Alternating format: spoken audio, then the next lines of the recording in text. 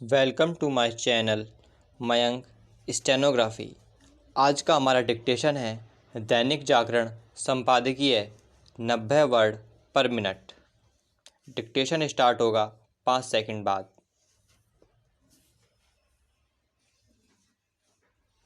Start.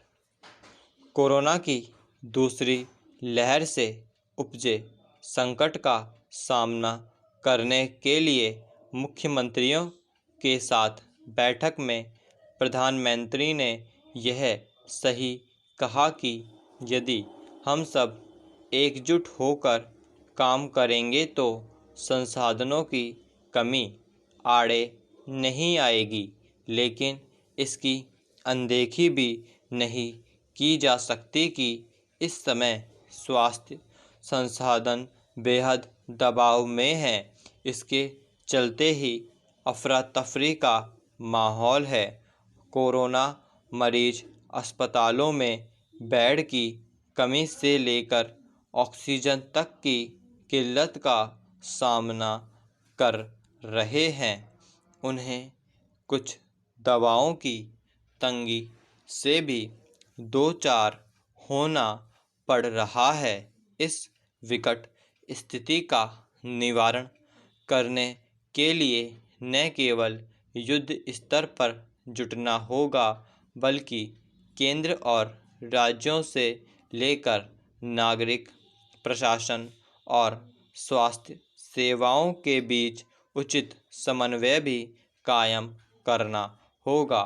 निसंदेह संकट इसलिए और बढ़ गया है कि एक तो आवश्यक समन्वय का अभाव दूर नहीं हो पा रहा है और दूसरे चुनौतियों से पार पाने के लिए समय रहते किसी कारगर रणनीति का निर्माण नहीं किया जा सका। कम से कम अब तो ऐसा किया ही जाना चाहिए। Paragraph change. इन दिनों सबसे अधिक चीख पुकार वाली स्थिति ऑक्सीजन की कमी को लेकर है। हालांकि सभी ज़रूरतमंद अस्पतालों को ऑक्सीजन उपलब्ध कराने के लिए हर संभव प्रयास हो रहे हैं, लेकिन अस्पतालों की अपनी सीमित क्षमता और ऑक्सीजन की मांग में बेहिसाब वृद्धि के कारण समस्याएं सिर उठाते हुए हैं।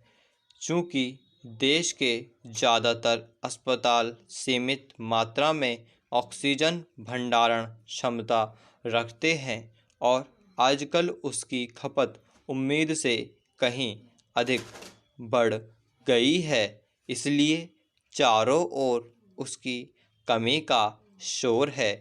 यह शोर इसलिए और बढ़ गया है क्योंकि कई अस्पताल प्रबंधन ऑक्सीजन की कमी की गुहार अग्रिम रूप से करने लगे हैं। उनकी चिंता जायज़ है, लेकिन इससे कोरोना मरीजों और उनके स्वजन में दहशत कायम हो जाती है और फिर वह जंगल में आग की तरह फैलती है। अस्पतालों में ऑक्सीजन की खपत यकायक बहुत बढ़ जाने के बाद भी इसकी अनदेखी नहीं की जानी चाहिए कि जैसे तैसे उसकी आपूर्ति हो जा रही है। अस्पतालों के प्रबंधन और केंद्र एवं राज्य सरकारों को यह देखना चाहिए कि आपाधापी की यह स्थिति कैसे जल्द ख़त्म हो, क्योंकि जब तक ऐसा नहीं होता तब तक संकट के बादल छटने नहीं दिखेंगे। संकट को नियंत्रित करने के लिए यह भी आवश्यक है कि स्वास्थ्य संसाधनों पर दबाव कम हो। ऐसा तब होगा जब कोरोना मरीजों की बढ़ती संख्या पर लगाम लगेगी। इसके लिए आम लोगों को संक्रमण से बचे रहने के लिए अपनी सावधानी का स्तर और अधिक बढ़ाना होगा।